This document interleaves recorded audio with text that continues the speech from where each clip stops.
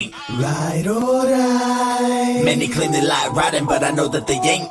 Right or right. I go hard in the paint, yeah, homie, I'm a saint. Right or right. Many claim they like riding, but I know that they ain't. They see the red and they call me a devil, but mind the treble, let me level with you. I used to idolize rappers that paint they face, but now I rock the blood of Christ ever since I've been saved by grace. Yeah, that music always makes me start bobbing my head, so I got to be careful before the intro goes off. All right, guys, different time than normal, usually shooting a video. With me, co-host John Fisher. Special guest tonight is James White. We'll be discussing his book, What Every Christian Needs to Know About the Qur'an. Link to the book is in the description. Amazon link, so you can get it through Kindle, you can get it through Audible. There's lots of ways for you to get a hold of it. How are you doing tonight, James? Oh, I'm road tripping, and so I'm right toward the end, and the piles of 7-8 hour days driving are starting to catch up with me, but we're doing all right. Fantastic. All right, John, you mentioned you had a few questions. You want to start? We'll throw some at, and then we'll talk some different things in the book. Yeah, sounds great. So, first question, what got you interested with interacting with Muslims? I know that you have a very wide range of apologetical interests. You debate people who are Catholic, you debate Mormons, you basically run the gambit with groups that are very approximate to your Reformed tradition of Christianity, but why extend it all the way to Islam? What kind of impact do they face to Christianity? Why them specifically? Well, specifically, 2005, around there, after 9/11, I had started thinking about looking at it, but thankfully I didn't get involved that time. There was a glut of stuff that came out. But around 2005, a couple students at Biola contacted me and asked me if I'd be willing to debate Shabir Ali. And so I began listening to Shabir Ali materials. It's normally how I do debates. I mean, certainly I've done some debates that had very short notice, but especially major debates, I like to have months worth of time to really analyze where the person I'm going to be debating is coming from. And so in listening to Shabir, I realized that what he was doing is he was using Christian liberalism against Christian apologists.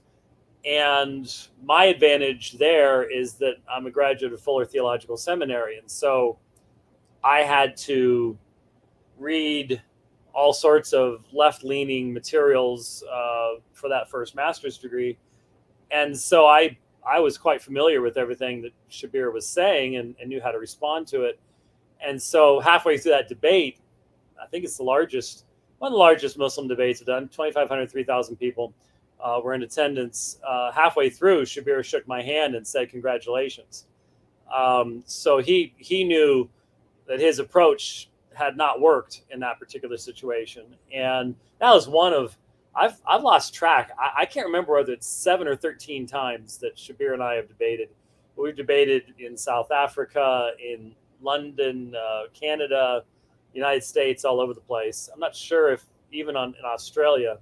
Not sure, but I'd have to go back and check. Anyway, point is that started the encounters. And what happened was the Muslims recognized that I was seeking to accurately represent what they believe. And I wasn't using the kind of argumentation that a lot of other people use. I wasn't trying to demonize them. I was trying to call them to an equal standard because Shabir is a very sharp fellow, but he applies one set of standards to the Quran and a completely different set of standards to the New Testament. And I would think he would be aware of just how different they are. Mm-hmm. And then, sorry to go so long, but go for it. About 2014 or so, I was in Dublin, Ireland, and I was doing 2 debates with Adnan Rashid. Now, Adnan and I had first debated, I think, around 2007, 2008 in London. And Adnan goes out to Speaker's Corner. I'm not sure if you're familiar with Speaker's Corner, but it's a place in London that's actually getting downright violent, to be honest with you. And I've never actually gone there personally. I was headed there once, and the tube broke down, and I wasn't able to get there. But it's a place where you basically yell at each other, and that's not really my kind of way of doing things. And so Adnan had been very aggressive in the debates we had done before this, and I just decided I wanted to have lunch with Adnan. And he just seemed like a big sort of huggable Pakistani guy. So between the two debates we did on consecutive nights there in Dublin, we met for lunch.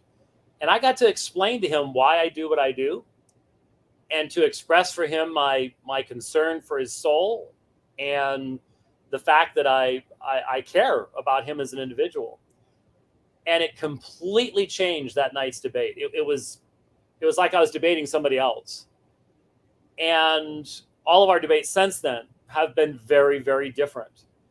And I've tried to start doing that. If ever I can, I try to get to know, especially the Muslim that I'm debating beforehand. And it's changed everything. The reality is, these guys know that I care about them, but they also know that I won't compromise. And they're not really sure what to do with someone like that.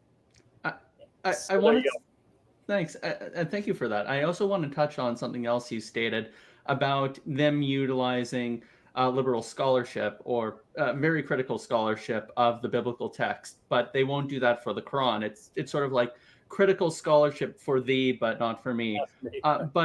But let's say, just for the sake of argument, that I wanted to point this out and said, look, I could also cite some very liberal scholarship that seems to contradict the narrative you tell me about Quran preservation. Like, where would I go to just to say, this is what liberal scholars are saying about the Quran, ergo, let's not apply the standard? Like, where would I have to go to just kind of get them to back down from that?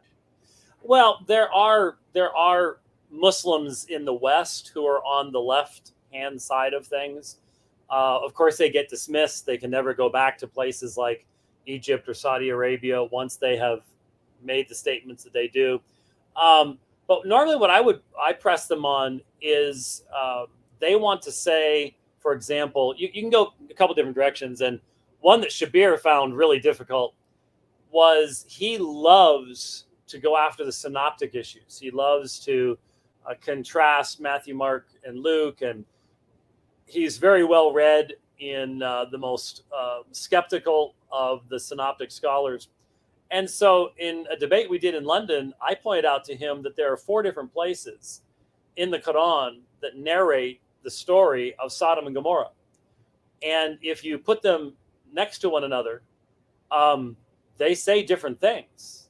They have Allah saying things in different words, just like you have amongst the Synoptic Gospels. And what was amazing was during the halfway break in that debate, Shabir walks over, kneels down next to my desk, and is asking me for the references in the Quran to those incidents. And I was quite surprised. Let's just put it that way. And so you can go to the Quran, and it contains all sorts of material that can be used to demonstrate the different standards. But the other thing I like to address is the fact that I'm not sure if you're familiar with CBGM. Is that something that I am not, no. But okay. Yeah. Coherence-based genealogical method is the newest methodology that's being used in Munster for the production of what's called the Editio Critica Major, which is the current standard scholarly Greek New Testament. They've only done Mark, Acts, and the pastoral epistles so far. Mm-hmm. It's supposed to be done by 2030. It's just massive. I've got the volumes in my truck because I lectured on it recently, and there is the Muslims don't even have anything close to what we have in a Nestle-Aland Greek text or a UBS 5th edition mm-hmm. or something like that. There is no critical edition of the Greek New Testament of the Quran. They are light years behind us as far as having any of that kind of information. So when they try to say, well, you don't know what the original text of the New Testament looked like, when we have 100,000 times the amount of critical data as to the collation of manuscripts and things like that in the New Testament than they have with the Quran. And so I have a couple museum quality level reproductions of some of the early manuscripts of the Quran. They're incomplete and they contain textual variants, but they can't tell me what the textual variants are because they don't even have a critical edition to be able to tell them those things. So that's where you really see the boldness of the statements they'll make about the New Testament in comparison to the inability that they would have to respond to those things. And that way, I don't have to get into theoretical reformulations of the origins of the Quran and issues like that. And I also don't have to get into specifically talking about Muhammad. You'll notice in my debates and discussions with Muslims that I refer to the author of the Quran instead of Muhammad specifically. That is specifically to lower the emotional level of things, basically. But also because there are theories that the Quran is a redacted collection as it is, and hence there would be more than one author of the Quran, which of course does not fit with Orthodox traditions and theories. But again, in the West, there are Muslims who are willing to start thinking along these lines. And that's a great question. Just hit my head, John, because we get said this a lot, that they say your New Testament would not hold up to the standard of hadith. But I don't know that there's nearly as many forgeries or fakes in the New Testament as there would be in hadith. Well, we need to define our terminology there, because the ahadith, the collections of hadith writings, first of all, it depends on whether you're talking with a Sunni or a Shia. They both have different collections. The Shias are not as dependent, in my experience anyways, upon the hadith. The Sunni very much are. And there are two primary collections of the hadith for the Sunnis, and then there are others that are important, but they're not cited as often. And that is Sahih al-Bukhari and Sahih Muslim. And I've often recommended to Christians, if you're going to be around Muslims a great deal, do what I did. I've read all of Bukhari and all of Muslim. Actually, I listened to all of Bukhari and Muslim while riding a bike. That's how I did that, which is an interest. That's a labor of love, I think. I did want to ask something about that, though. It's more of a personal question. Yes. I saw how back in the 80s, you were a little plumper than you are now. Given all the reading that you've done on the bike, is that your secret to all the fabulous weight loss you've done? Because I can only guess. I got on the bike in 93 to 98. And then I got off the bike and became a weightlifter, and I got quite big. But I was pretty strong too. And then I tore up my right arm in 2004. So in 2005, I got back on the bike. And then in 2010, I changed my diet. And I'm heavier than I want to be right now. I'm getting old. You don't have as much energy to burn. But I'm still on track for about 9,400 miles this year. That's why even though I'm in a camper right now, my bike's right there. And it's hooked up and ready to go in the morning. I won't ride outside. I'll actually ride it in here. So, all right. Thank you. That was just out of a personal interest of mine. So thank you for satisfying that. But just to go back to the topic, sorry for diverging. You also have done a lot of work with King James onlyists. And I want to point something out here. One of their main arguments is, look, we need a Bible that's just been meticulously preserved. And I have a feeling that Muslims have a theology that's very similar. They want a meticulously preserved Quran from the get-go all the way to here. And I don't think that Christians are necessarily committed to that with the gospel. So, for example, aren't we just committed to the original manuscripts, whatever they would have happened to be, being inerrant, and the stuff we have now just being largely reliable, whereas Muslims seem far more committed to like an absolute preservation than the typical Christian. Well, let me direct you to, and this was before we had our lunch conversation, so it was pretty heavy. But Adnan Rashid and I did a 2-part debate in London on the preservation of the New Testament and the preservation of the Quran, and it was very interesting because there was a group of young Muslim guys right down front, and they didn't know what to do with the fact that they're sitting there. And here's, if you want a fascinating parallel, I was listening to a debate with that a former IFB guy, Nathan, did with a King James only IFB guy, and there were Christians in the audience going, "Hey man, hey man, hey!" Everything the King James only guy, "Hey man."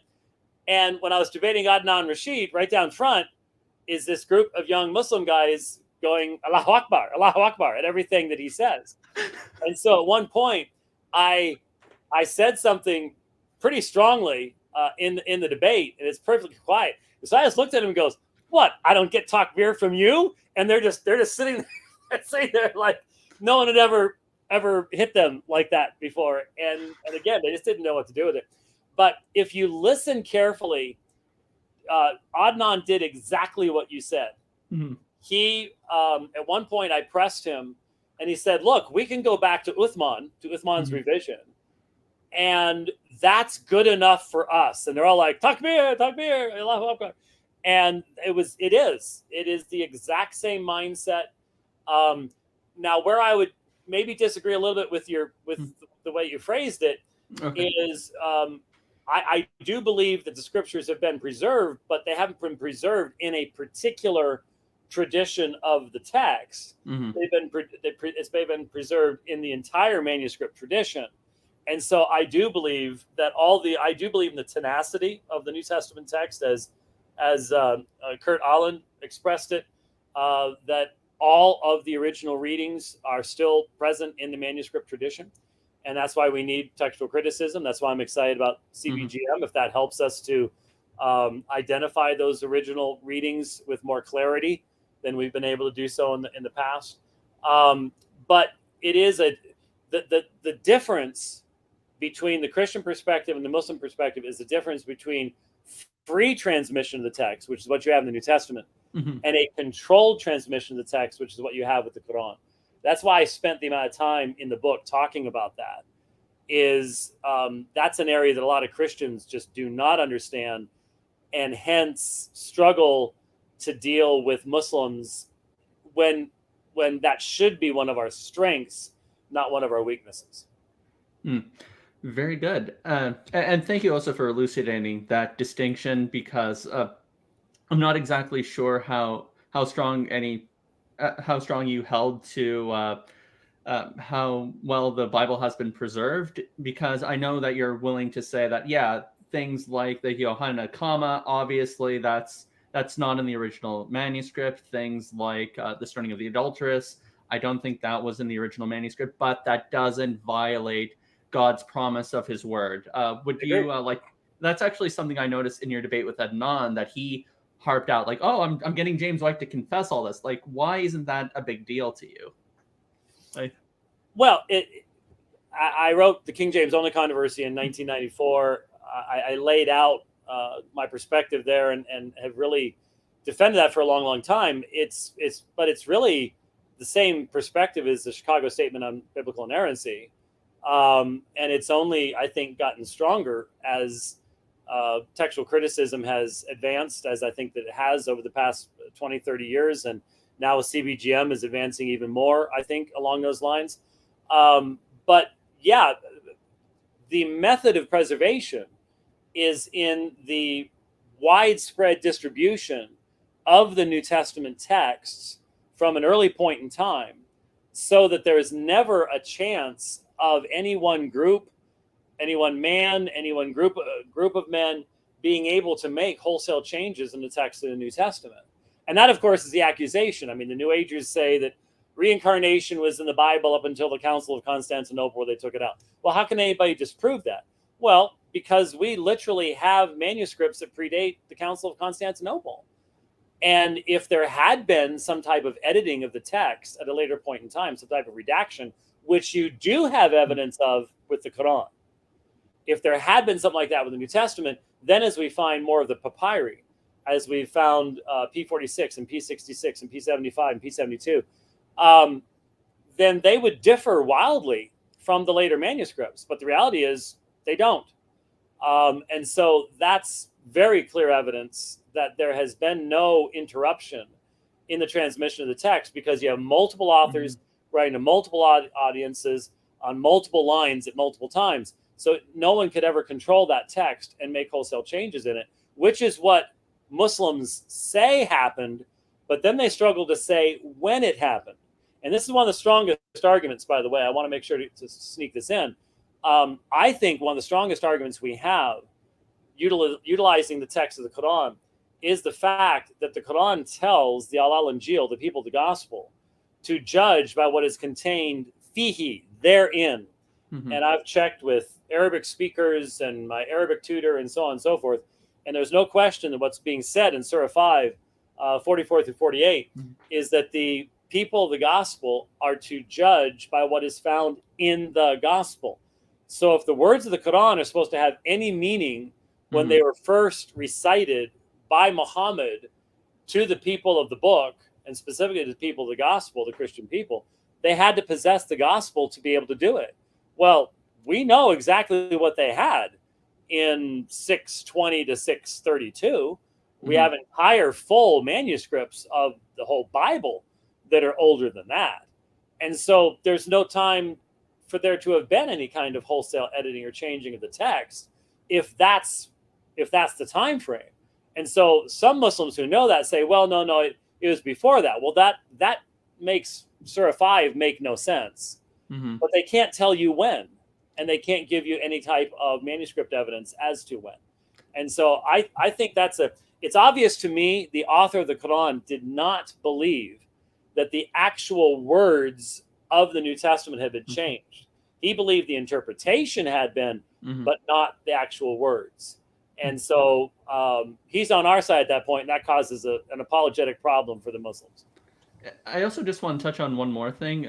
I'll raise a point, and you might tell me how strong this might play into an apologetic. Throughout Christian history, we have seen churches schism and fight over various doctrines. So, for example, we have the Nestorians, we had the Copts fight over Chalcedon. We've had fights between the Orthodox and the Roman Catholics. One would think that if somebody had the time and opportunity because of the top-down church structure to change scripture for the sake of their own theological benefit, it would have happened there. We would have seen culprits do that wholesale, but we actually haven't seen that. Both if there is some kind of control where if one segment of bishops says this is the doctrine, another segment is saying no, that's heresy, we're excommunicating you, then you would have a lot of motivation to do that. In fact, I think in order to argue for the Catholic Church, there was the donation of Constantine that was largely forged, but we never actually saw that with Scripture out of all the places where that could have happened.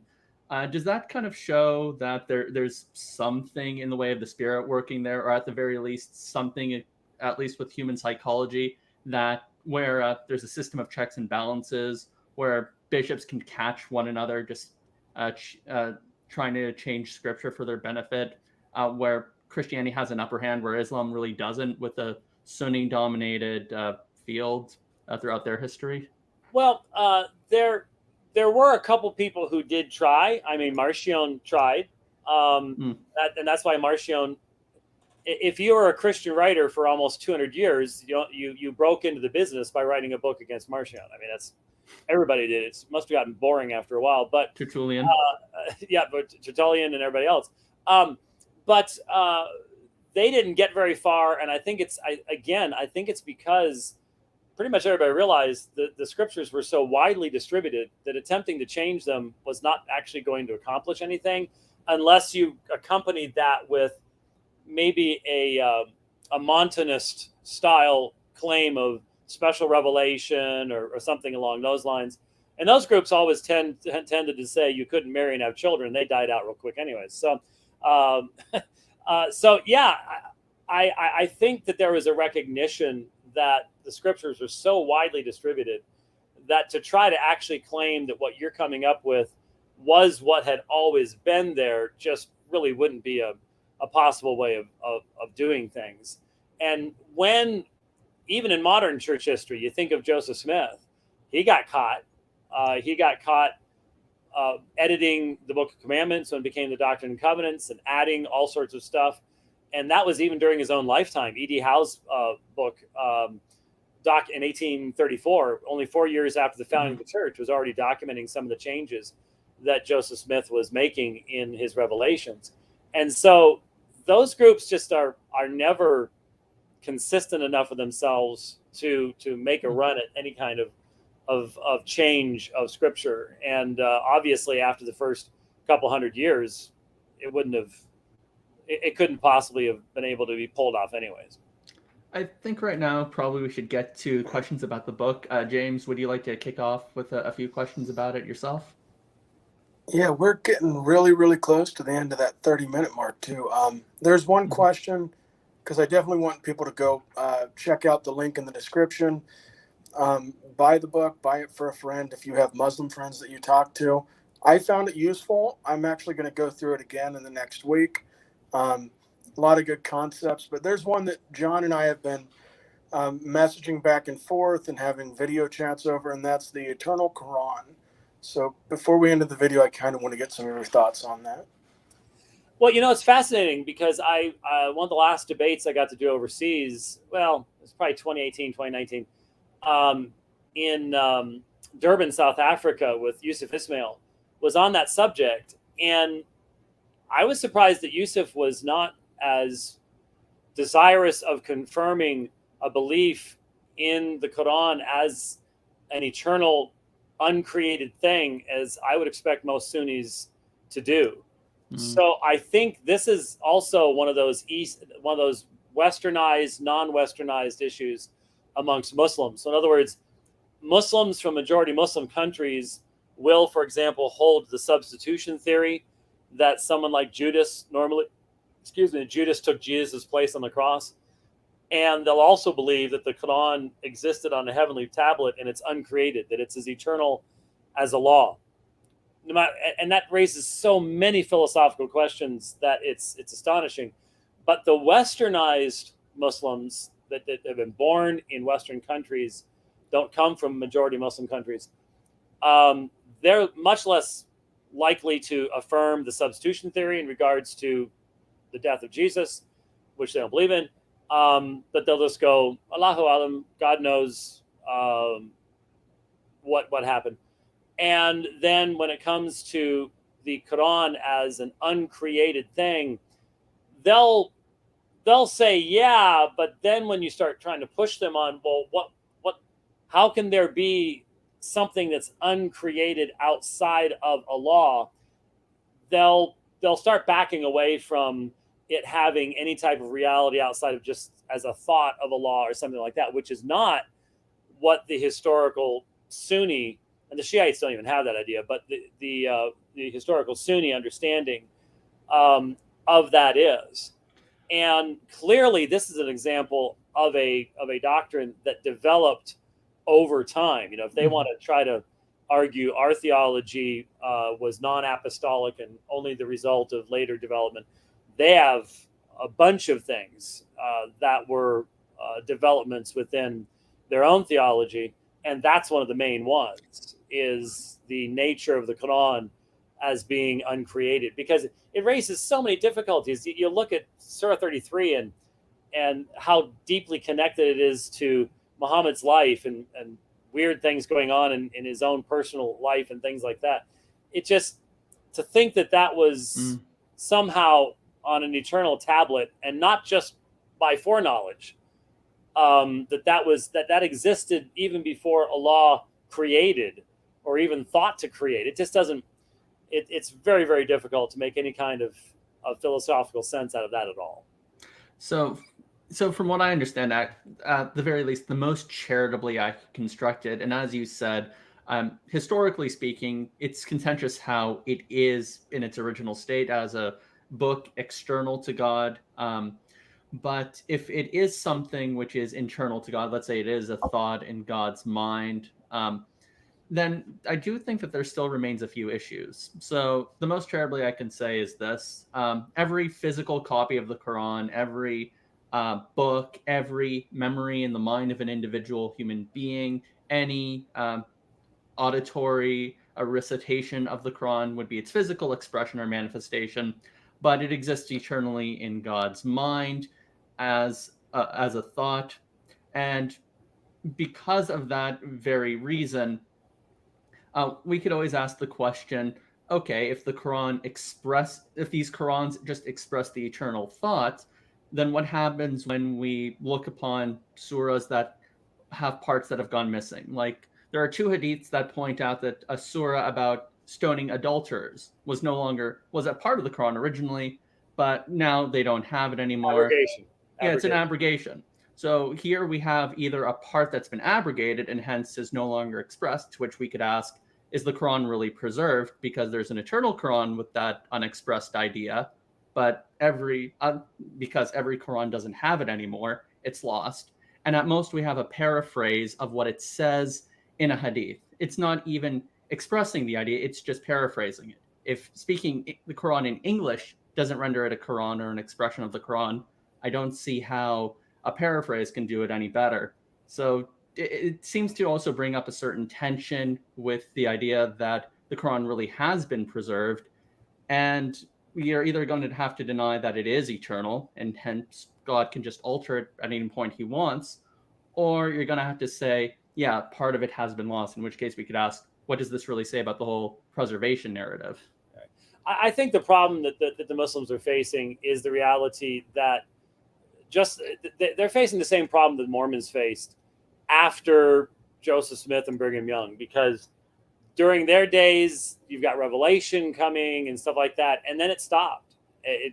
They stopped having revelation, and now you've got to try to switch into another mode, and it's really difficult to do that. And there was development in the Islamic context when you switch out of Muhammad can just all of a sudden go into a fit or a trance and receive revelation, and now nobody can do that because Muhammad's gone, and now we have the memories of what he recited to us, and now we've got to somehow make that consistent with itself. And I would argue that there's all sorts of difficulties, especially given it's barely half the length of the New Testament. It's not a long book, and the author clearly did not have firsthand access to the Torah and the Injil, the law and the gospel. And so that raises all sorts of issues. And by the way, I just realized something. I started telling you about the hadith and we ran off on bike rides. So I need to just very quickly point. Yeah. You're good. You're good. I need to very quickly point out that the question that was raised about the hadith, I don't think you can make heads or tails out of the Quran without a context derived from the hadith. But the problem is the hadith are significantly less consistent. I mean, you will find massive contradictions within the hadith, which is why they have the various Hasan and Sahih and the various levels of soundness of the hadith. But even if you look at Sahih al-Bukhari and Sahih Muslim, which are considered to be Sahih or sound hadith, it's so easy to see the differences between these. And of course, from the Islamic perspective, those are not inspired, even though they're absolutely necessary to create the interpretive grid through which the Quran has to be read, or it is so disjointed that you can't really figure out what its context is or what its message is without the hadith. But you have all these different groups within Islam that can create a narrative, because the hadith is this massive volume of stuff, like Tinker Toys or things like that you can put together in any shape you want. And that's why I've always said, I don't think, even though there are people calling for reformation within Islam, I don't think the original documents are sufficient to allow for a meaningful reformation. They're not coherent enough. That's the problem. There would have to be an abandonment of the hadith, and the Quran is just simply not coherent enough to provide a basis either. Yeah, I have to say this is kind of just one of the reasons why I think the Shiite version of Islam is a little better than the Sunni, because they have a very top-down hierarchical structure that can do the work, whereas I think Sunnis, they're just stuck with a bunch of precedent that imams can just quibble over. And yeah, but you see what you see what that's resulted in. I mean, is there really a consistency in what is passed down within Shiism? Because once you allow a level of revelation amongst the imams, could if Mormonism had continued with revelation, would it look anything like what it did in Joseph Smith's day? Now it still has changed a lot. Oh yeah. But would it look anything like it did in Joseph Smith's day, given how radically it changed between 1830 and 1842? I've often said that if Joseph Smith had been allowed to live one more year, there'd be no Mormonism. His theology was changing so fast that if he had been around for even just another year, no one could have made heads or tails out of it. Very interesting remark. I haven't looked too much into Mormonism myself, but I guess in terms of moving on to questions about the book, you have a whole chapter dedicated to the Jesus of the Qur'an. What would you say, just as a starting point, is the biggest difference between the Jesus of the Qur'an and the Jesus that we encounter in the Gospels? Like, what do you think is the most striking of differences? Wow. And then we'll make that the last question too, Dr. White, just to respect your time. And we do appreciate you coming on. Yeah, thanks. Very much so. Yeah, I appreciate that. Yeah, except that that's a 40-minute question. Sorry.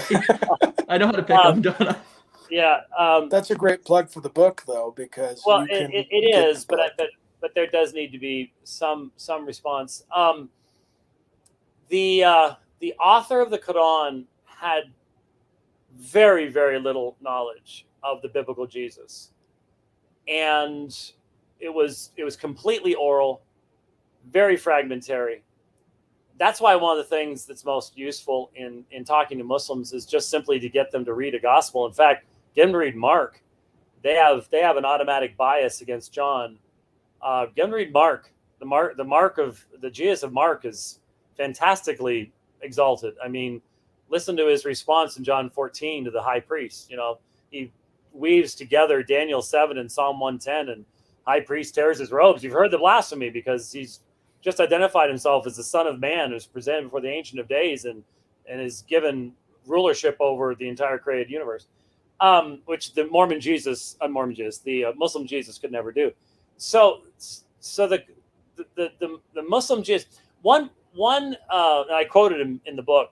One liberal Muslim put it this way: the Jesus of the Quran is not a person; he's an argument. And that's true. When Jesus speaks in the Quran, he's speaking in defense of Muhammad, and only once from a physical location on earth, and that is his cradle.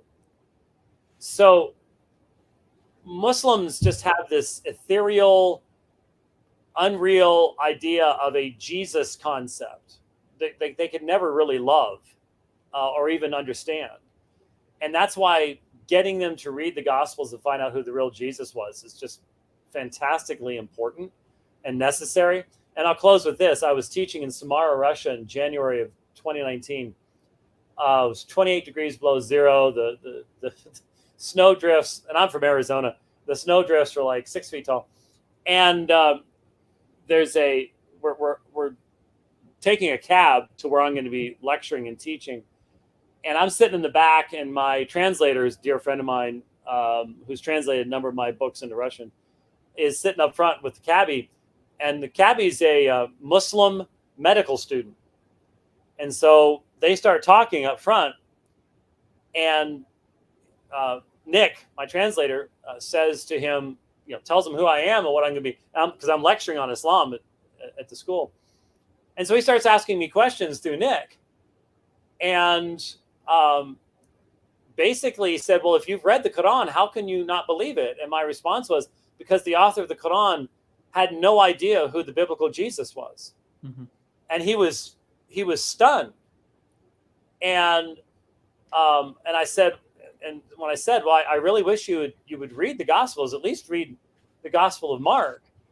And I said, and by the way, I challenge you to do that. I've read the Quran multiple times. If I can read the Quran multiple times, you can read the Gospel of Mark.